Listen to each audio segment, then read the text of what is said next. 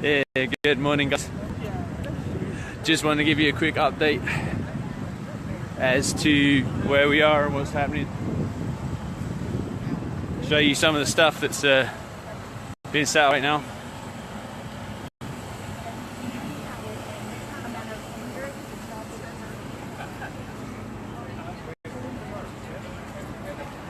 I want to let you know that things are going to be happening a little bit later than I originally said. So if you want to, this will just be a short feed for now, and then keep an eye to come back.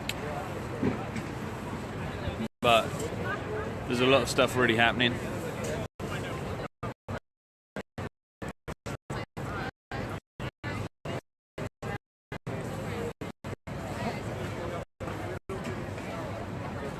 Doing well rested as usual.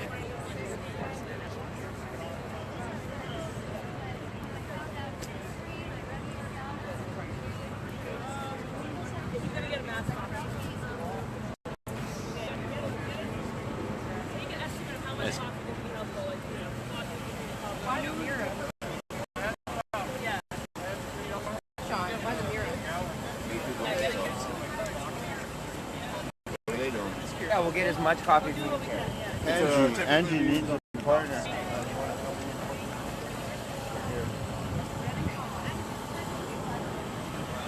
So as you can see, there's morning, guys. There's already a lot of things that are happening. There's a lot of sirens that are going on.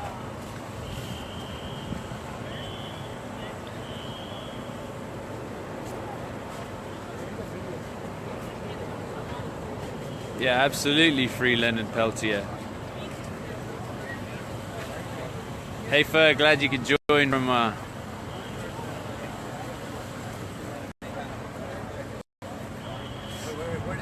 so just letting you know that we're getting ready. We do have an early start this morning. I'll be streaming for a little bit now, but we'll probably just drop this out and come back live again in a little bit. Things are still building here, and the Standing Rock crew is getting together.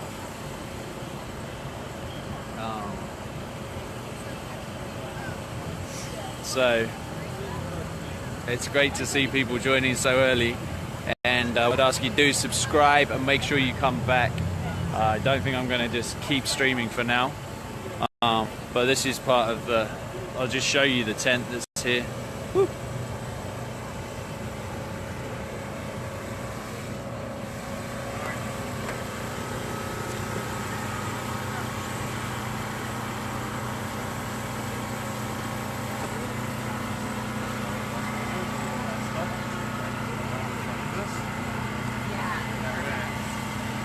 So as you can see, things are getting set up here. Thanks for joining, Canada.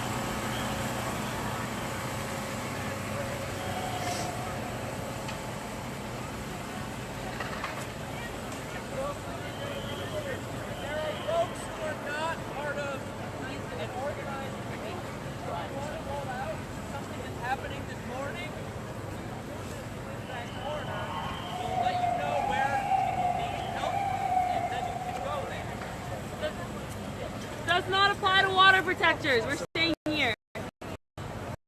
There to join up. Do you please back up for a quick second?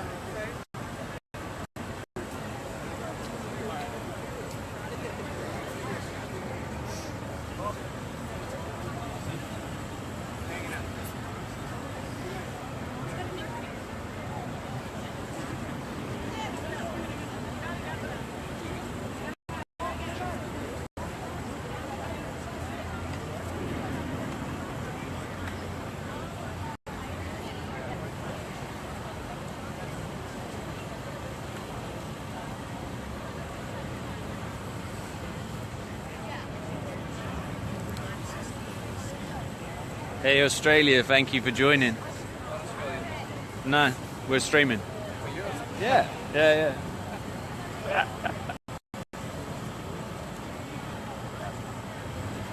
Kevin, right?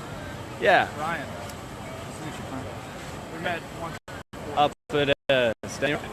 Were you around the media? Yeah, I ran the institute for about a month. Yeah, cool. You want to say hi to people and be on camera a little bit? No? You're behind camera. You're a behind camera kind of guy. That's what I do, man. Cool, man. I do like one live feed a month. Right. And ceremony. And what's up? nope, you're good. Are we live streaming? We are live streaming each other right no, now. Actually, I have it on me now. We're live streaming each other, Kevin. You should talk. You should come and talk to these people because we've got like 160 people waiting for things to happen. Really? Yeah. I've got 13 people watching mine. I'm not as cool as Kevin Gilbert. That's, I'll come talk well, to you. yeah, cool, man. We're just gonna wander for a second.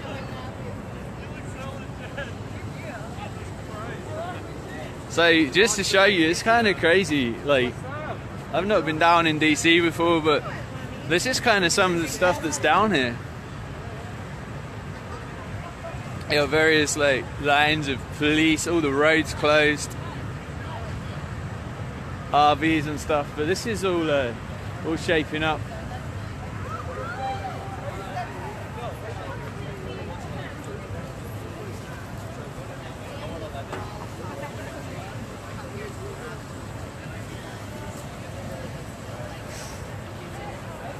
You can see some of the water protectors who are getting ready to represent Standing Rock, and just about to be blessed with some rain.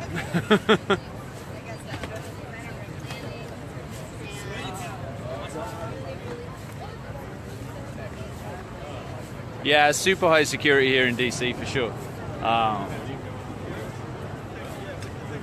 Wow.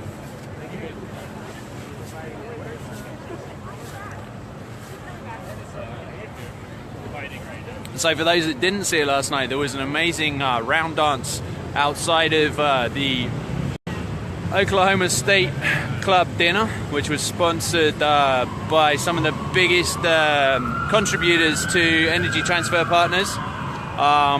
There was a large contingent from Standing Rock. It was run by the International Indigenous Youth Council and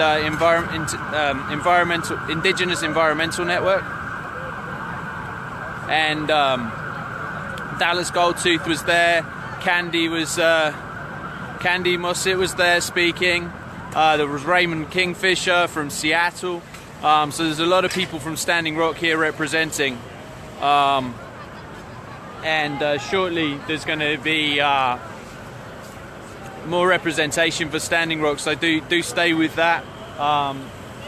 It's good. It's just starting to rain here, which is kind of beautiful as well.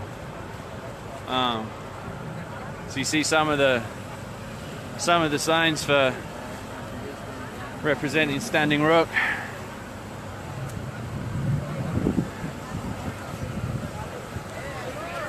And yeah, last night was beautiful. And today's going to be beautiful again, and as always with Standing Rock and with water protectors looking to do things in a prayerful and peaceful manner, and to share love and to show how these things are going to be.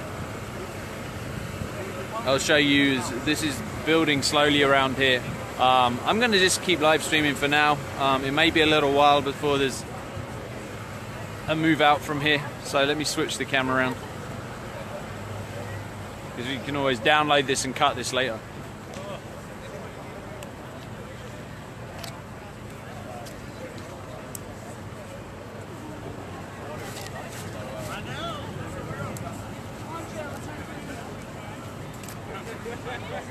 Want some tea? I have Earl Grey. A cup of tea. Cup of tea. You want to say anything to the people out there about where you're from and what? Winnie Machoni. That's it. Winnie Water protector. That's all I am today. Absolutely. Love and respect to all of my brothers and sisters who came out here. Yourself for spreading the message that we're trying to send. It's been a long time since I've drunk Earl Grey tea, actually. Yeah. These Americans, they put milk in it though. I had to give them a firm talking to about it. It's cool though. Yeah, I did find an Englishman with a cup of tea, so there you go. Yeah, see? It's going to be a great day. All right. Hey, We're bro. probably going to march in about 15 minutes. Okay, do you want to just say hi and say hi to all the people out here? And Hey, all the people out there. tell them a little bit about who you are. And My name's Sean, from New Hampshire originally, but I've been at Standing Rock since about December 3rd or so when most of the veterans got there. Not that I'm a veteran, just a concerned citizen. But yeah, so we organized about 50 water protectors from mostly Osheti to drive down here. We've been here for almost a week.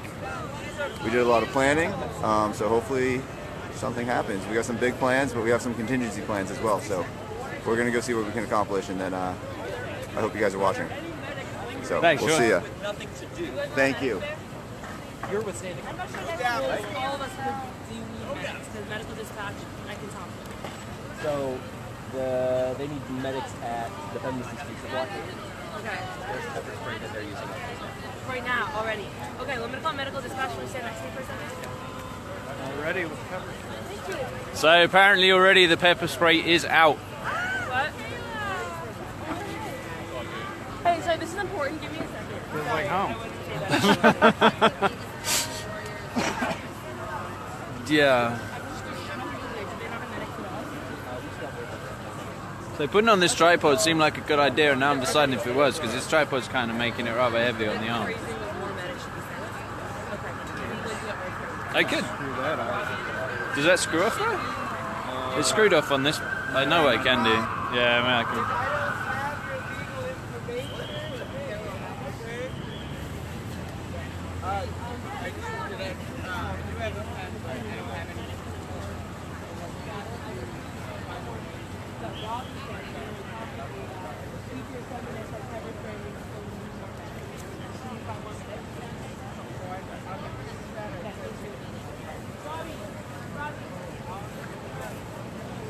So if you're just joining, we're at McPherson Square. There's about 50 water protectors here, mostly from Osheti.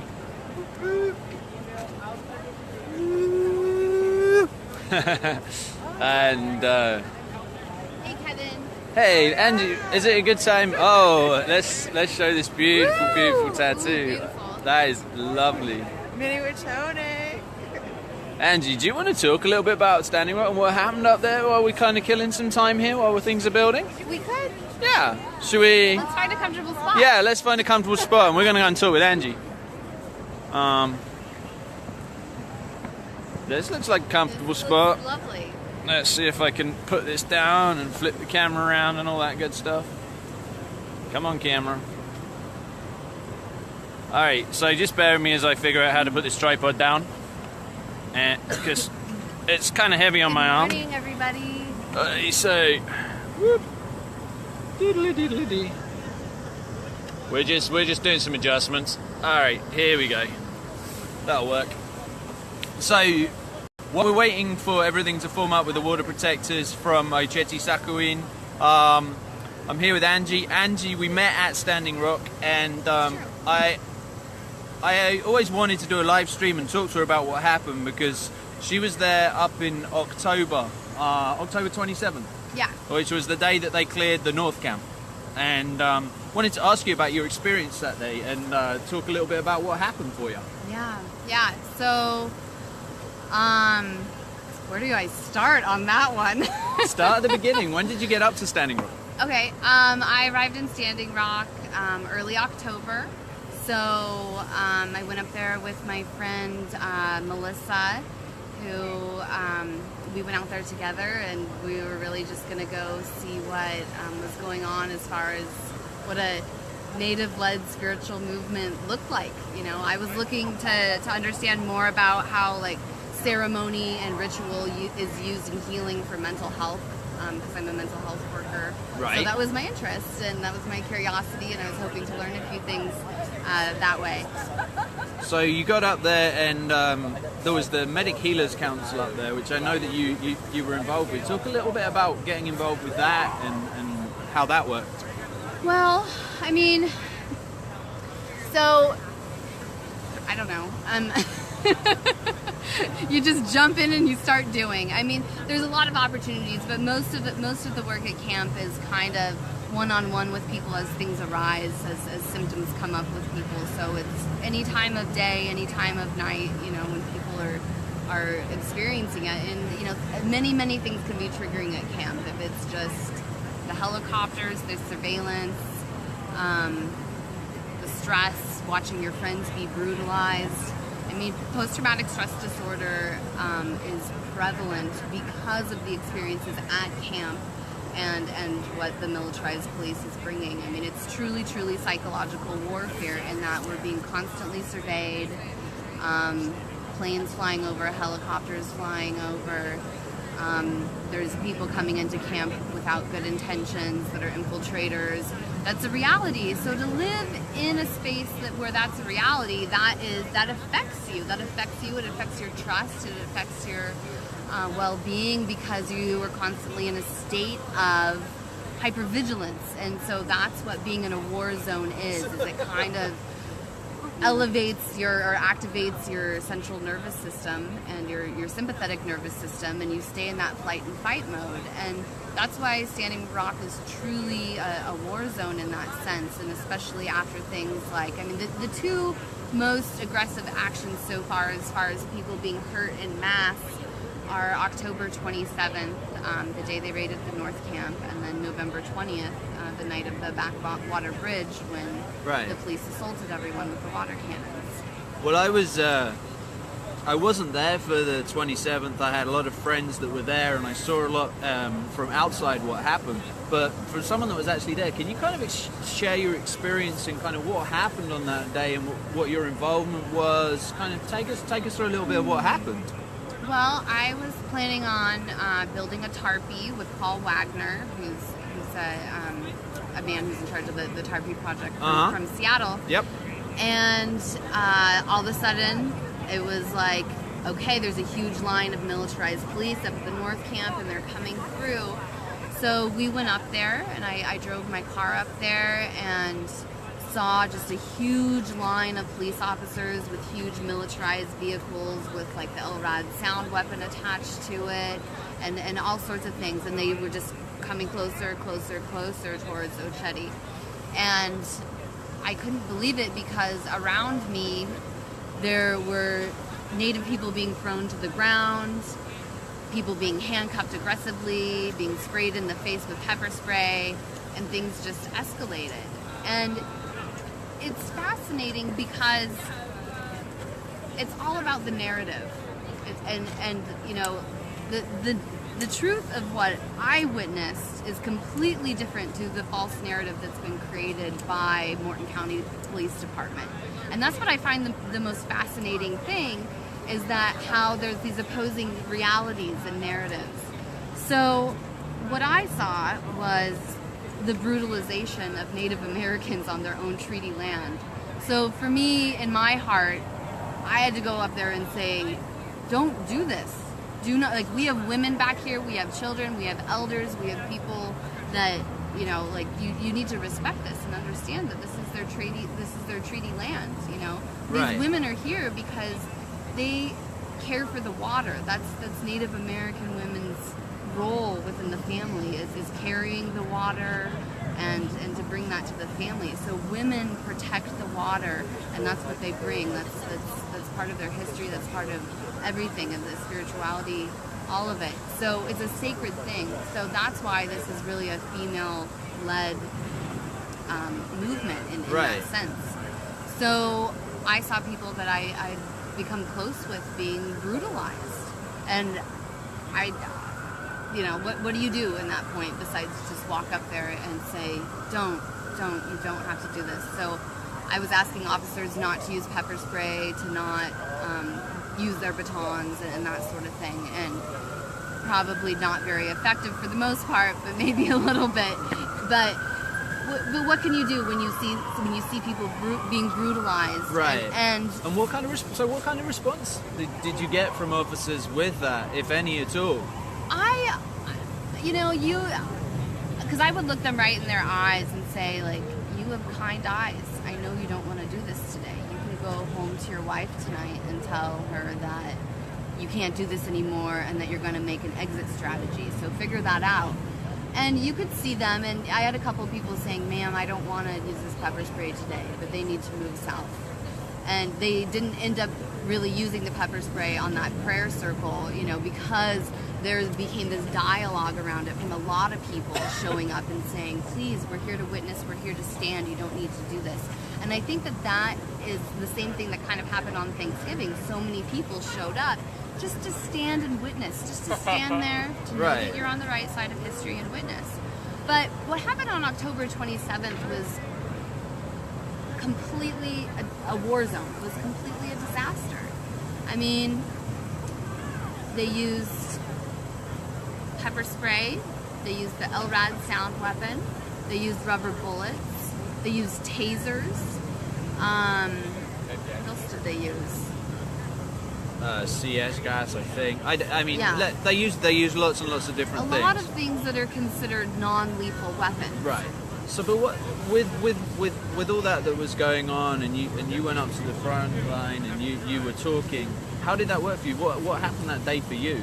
How did your day? Well, so basically they would ask me to step back, and so I'd step back and that sort of thing, and they let me hang out with them for probably 4 hours or more, and as where they would just be handcuffing people, throwing them to the ground right next to me. So in the arrest process, I experienced white privilege right there. They let me stand with them and everything for quite a while. So that right there, I was going, whoa, I'm being treated differently right here on the line. They said, you need to leave if you don't want to be arrested. You need to leave. So that was given to me as an option, as where that was not given to other people, specifically Native Americans. So Morton County Police Department is using that racial disparity in their arrests. And that's on camera. That's a fact of what happened that day. And then did you yourself end up getting arrested that day? I sure did. So I was arrested, and they handcuffed me, and when they put us in the car and took us up to Morton County, well, what they wrote on my arm was trespassing, and they numbered me and put the arresting officer's number on my arm. And then when we were in the van being taken up to Morton County, the officer that was driving started pumping the brakes and slamming us around. And it was at that point, and laughing, and the female officer sitting next to him was also laughing. And at that point, I knew that we were not safe.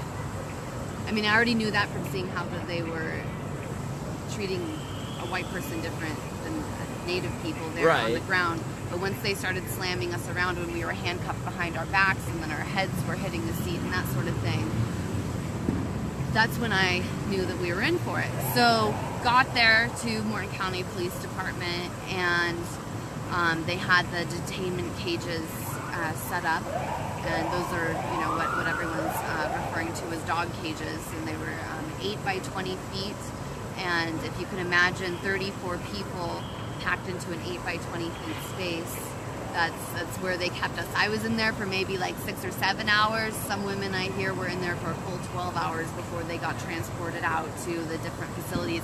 So they ended up sending us to 5 different facilities around the state of North Dakota. I ended up at Fargo, North Dakota, which is a 4-hour drive from Bismarck. Right. So in the dog cages, at that point they had searched us twice with pat down and asking us to go down to a single layer of clothing. And at that point, and it was a cold cement floor, and they wouldn't give us blankets, they wouldn't give us food, and they wouldn't provide medical attention to anyone that needed it within a timely manner. So there was one woman who had a panic attack because we were so crammed in there next to each other, and it created a lot of anxiety with all the uncertainty, and there was a lot of unknowns, and so it was very understandable that someone would be in a state of panic. Right. And so she ended up passing out cold on the ground, and we had to scream and yell to get them to take her out of there, and it took quite a bit of time. So they weren't prepared to even provide proper medical attention for anyone. So they're just not even ready to do arrests like that. They're not prepared in any sort of way. And I mean, from what I understand of what is appropriate for police procedural protocol, I was watching everything that they did like a hawk the whole time, just sitting there and observing. They didn't know what they were doing, and they didn't follow proper protocol at all. So that was concerning as well. So we got we were re-handcuffed then, and then taken to Fargo, North Dakota, and then we were taken to Cass County Jail, and that's where we were.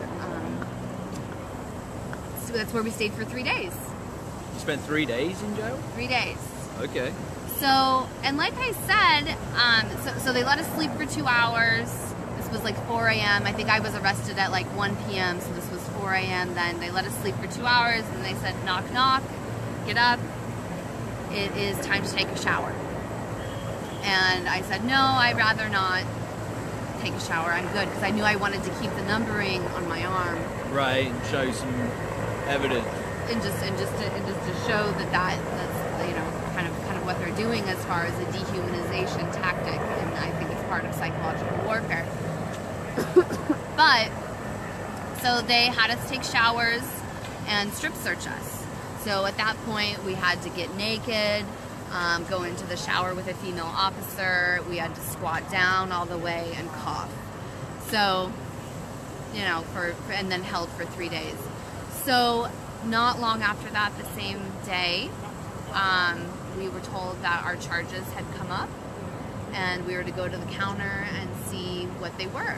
So we walked up to the counter, and they told us our charges were criminal conspiracy to endanger by fire, which is a Class C felony, the strictest felony, the most severe felony charge. We couldn't believe it. Our jaws were on the ground. Criminal conspiracy to endanger by fire, a Class C felony. Really? And rioting and engaging in a mob was the second charge. And public nuisance was the third charge. Wow. But what they wrote on my arm was trespassing. But then they threw these other charges at us and kept us in jail for 3 days. And so here's the kicker, is that they go to take our mug shots and our fingerprints, and then they say, okay, now that you've been accused of a felony, we're going to take your DNA sample. And I said, well, I surely didn't commit a felony, so I'm not going to give it to you. And they said, okay, well, you're being charged with a second felony right now. And they got us all kind of in a situation where it was really uncomfortable to say no, and basically intimidating us into giving our DNA. And I didn't do it, and so they said that I was charged with a second felony. Right. But it seemed like, I mean, from talking to each other and everything, over 80% of the women did give their DNA. And now that is in a national database forever, and it has been unjustly taken from them.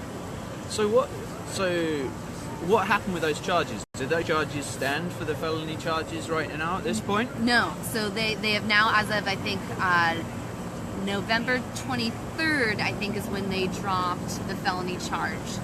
So now we're just facing rioting and engaging in a mob and public nuisance, which in the state of North Dakota holds a max sentence of 13 months in prison and a $6,000 fine.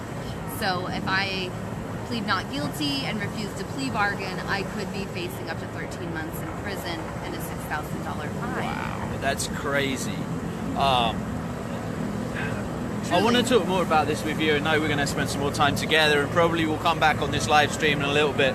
But it looks like the Ochetti group is starting to move, so we're going to go and join that and follow that. So Angie, thank you so much, and please share this out, and please give the support right now. Hi Germany, thanks for joining. And I know Canada's here. This is a beautiful thing, and these are our rights to be here, to protest peacefully and to demonstrate. And we need to share with people how to destigmatize protesting, and that this is the freest thing that we can be doing. Absolutely. All right, and I'm sorry this is a bit shaky right now. We're starting to move, and I got to mess with the camera. Whoop.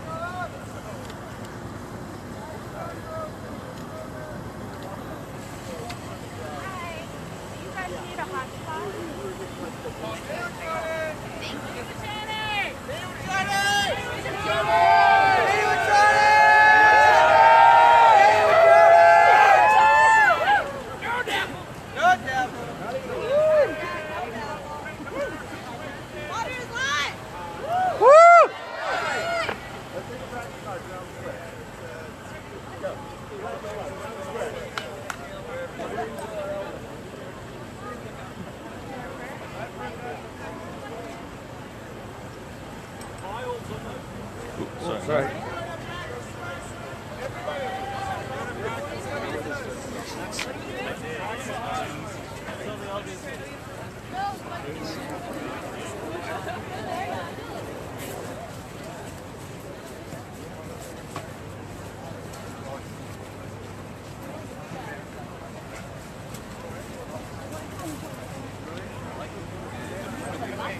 Okay.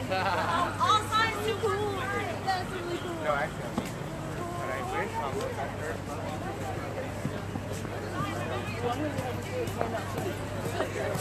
That's so fucking awesome. So fucking awesome. Thanks for asking. It's a good question.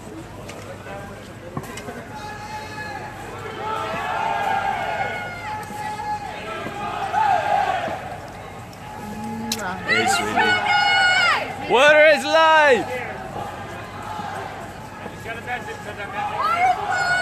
Where are you?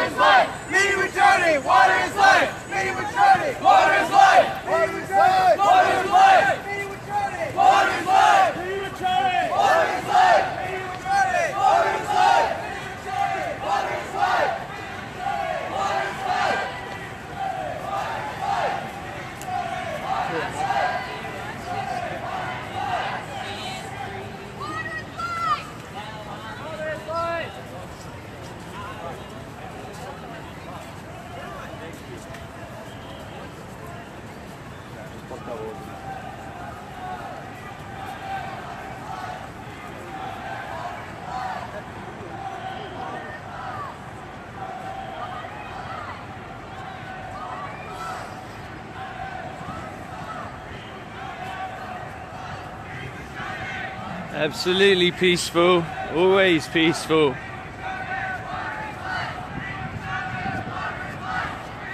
So they're just building up to the march. So as you're coming in, be sure to share this. If someone can share this into the Standing Rock Pipeline protest group, that would be fantastic.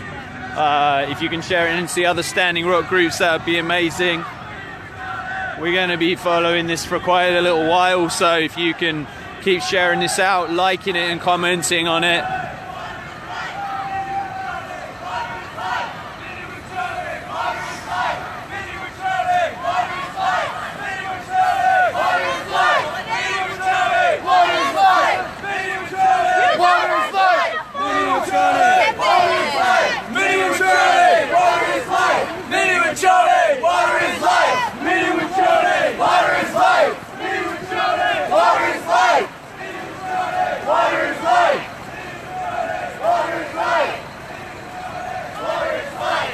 There you see Raymond Fisher.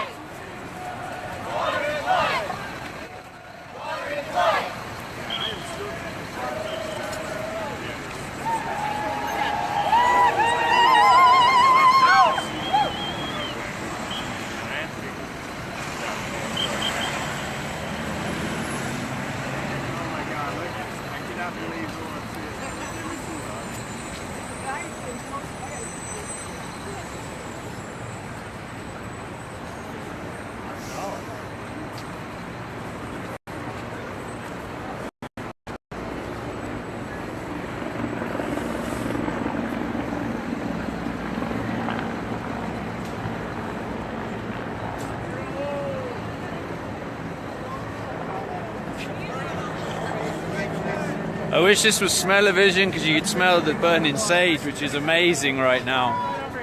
Let's circle up by the big field where we can pray. Yeah.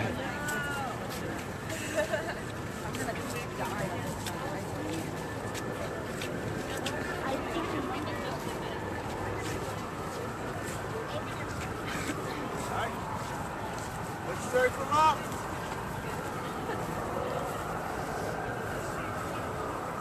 Stay in prayer.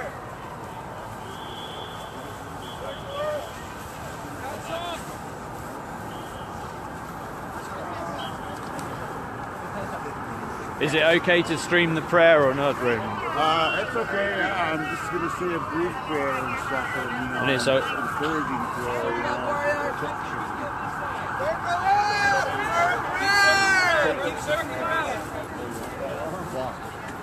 All right, man. All right, my man.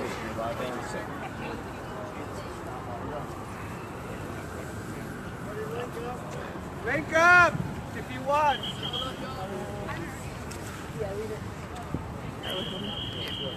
You can put your signs down for a second if you want. If you want. Leave them face up though, so everybody can see when you put the signs down.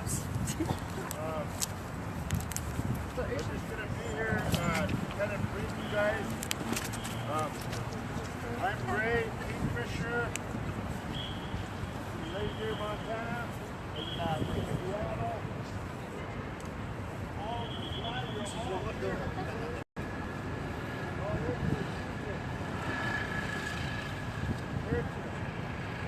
Let the world know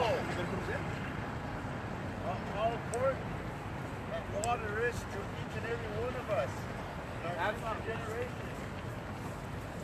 We're here in a prayerful way. But we're going to say some prayers before we do what we need to do. I thank each and every one of you here. Your dedication. The love that you're putting into your action today. Take care of one another. Someone falls, help them up. You all know how to tie that bandana? I showed you guys how to tie it. Tie it like you're tying a tie. They might grab you by the bandana. You put a slip knot in it. Sure, there's a spray bottle that some people put down here that's got mixed with the vinegar and stuff. Diluted. Take it. Start to spray the tear gas. Spray it on your bandana.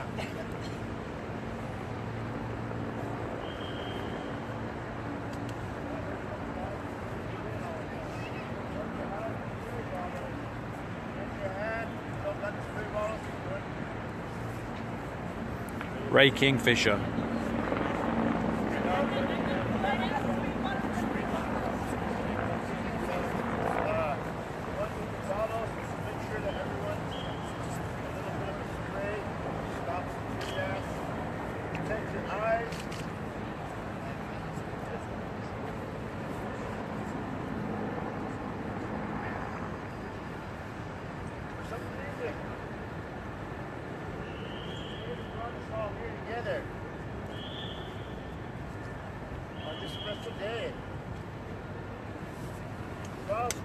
Here, this place.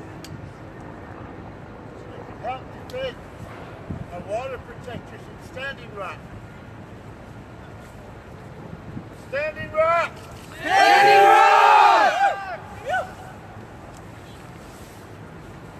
What you have in your heart and what you believe in, what you're going to show today.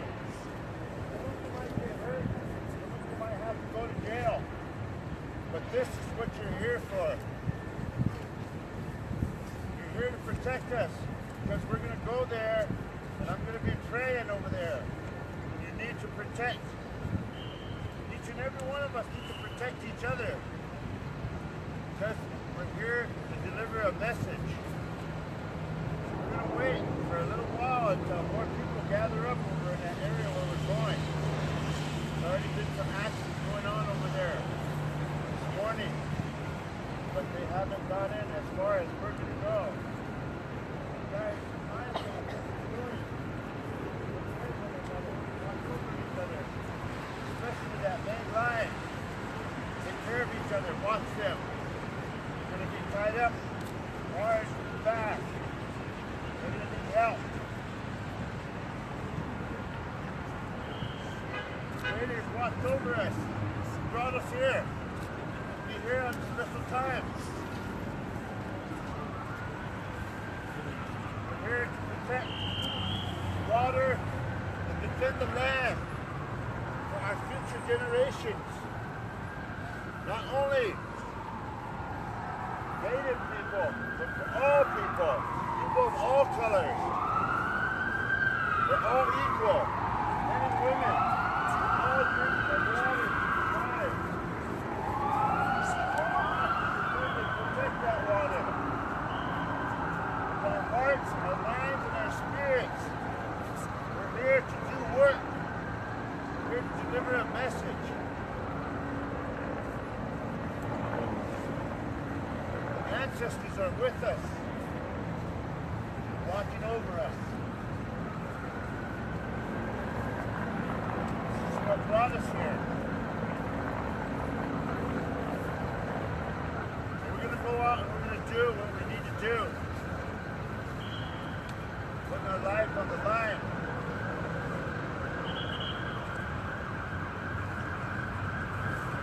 So thank each and every one of you. Watching my house. Every day. Every step I take, I pray.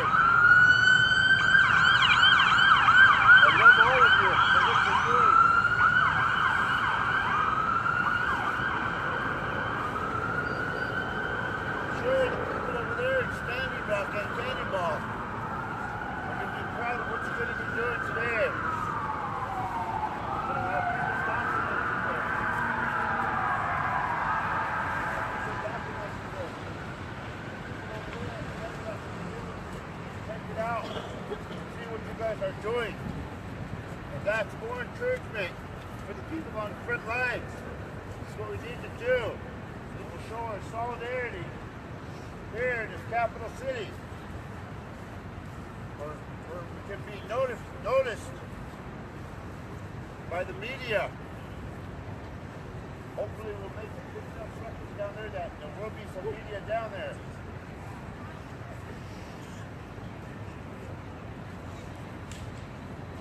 No one down there will just stay there until someone gets there. And they're lost. So you guys got to take care of them. I've been trying to take them out of the main line, protect them. These guys are putting their lives on the line.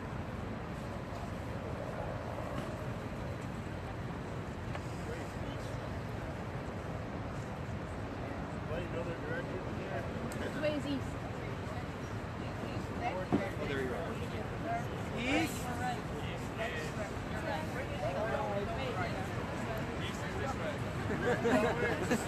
Yeah. Come on, sunshine.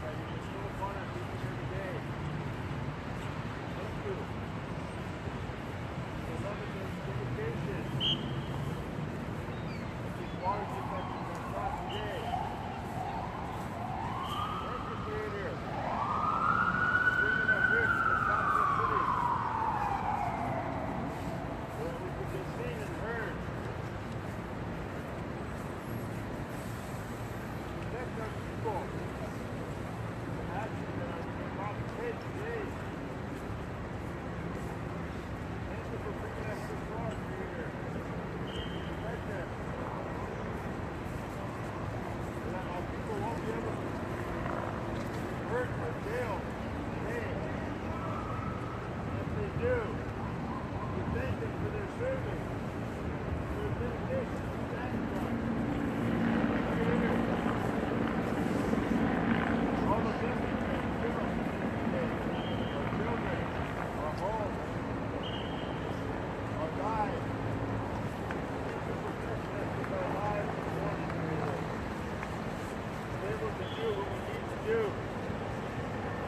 stand up for our people.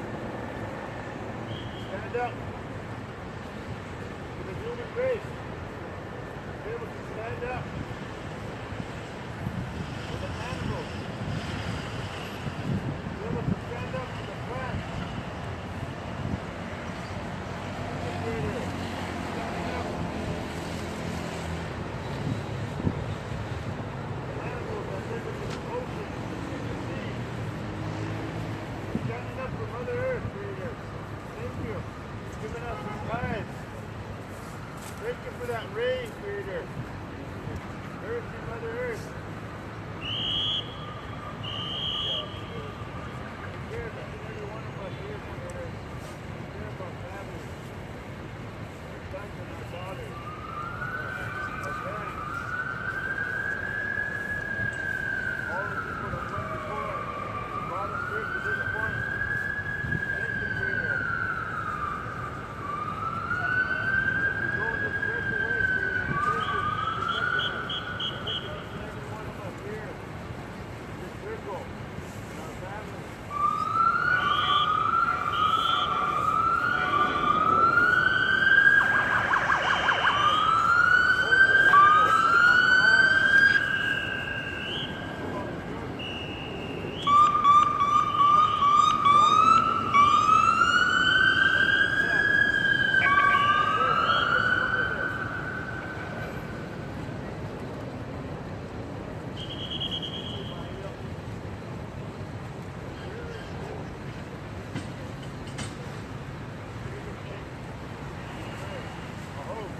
Oh!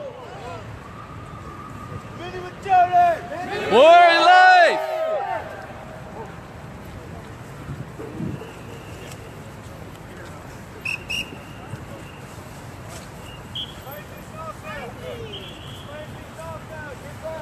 Standers in the front, let's get a line.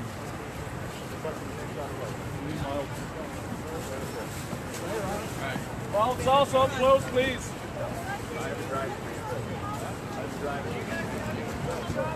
Alright guys, march is starting, so please share this. Please make sure this goes out into as many groups as possible. I'm going to show you someone who hates being on camera right now.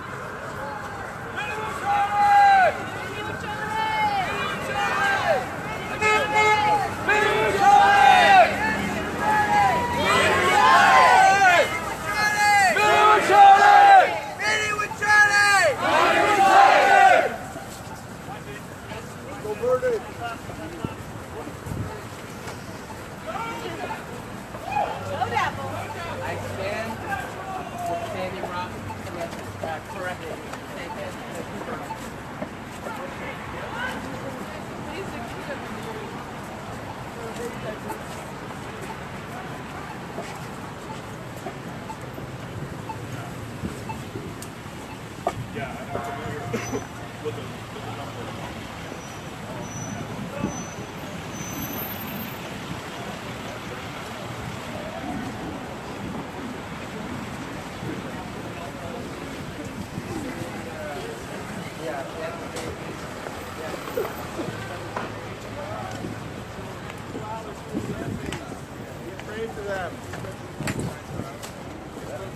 We're sorry that they don't understand.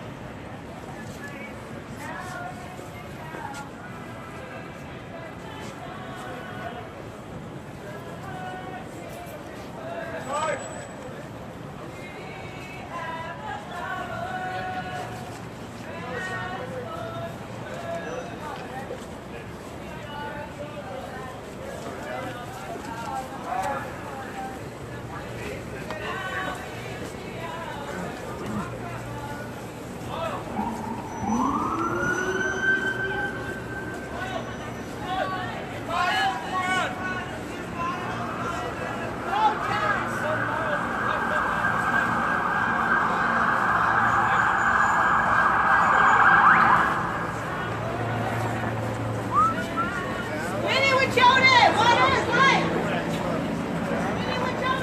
Company. Water is life. Water is life.